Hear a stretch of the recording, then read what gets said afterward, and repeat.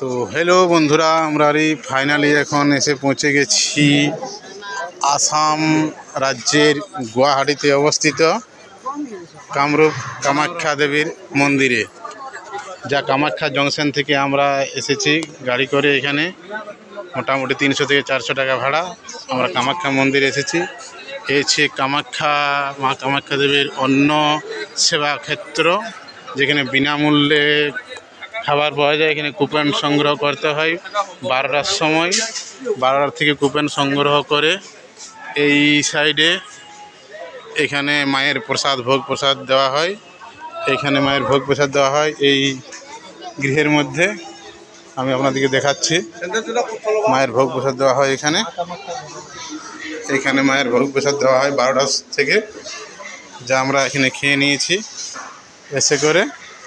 এখন বন্ধ হয়েছে। আপনারা আসে এখানে বিনামূল্যে ভোগ প্রসাদ গ্রহণ করতে পারেন।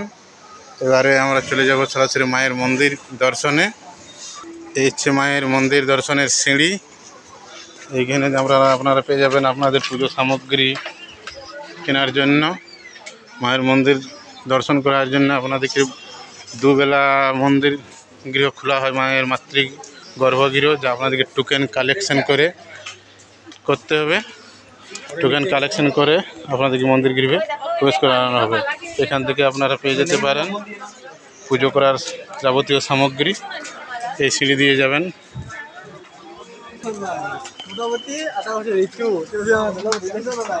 এই দোকানগুলো থেকে আপনারা পেয়ে যাবেন যাবতীয় পুজো সামগ্রী। এই দোকানগুলো পেয়ে যাবেন। এই হচ্ছে মা কামাখ্যা দেবীর গেট।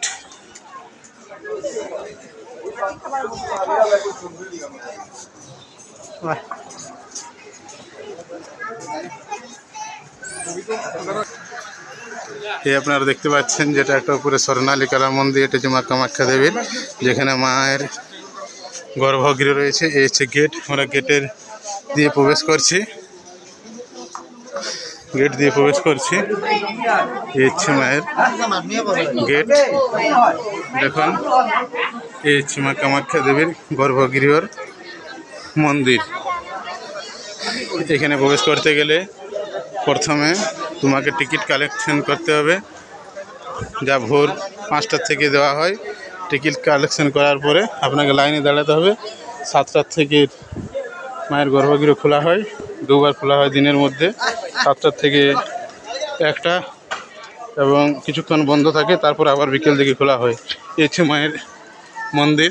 দেখুন, আপনারা আসতে পারেন। এখানে সমস্ত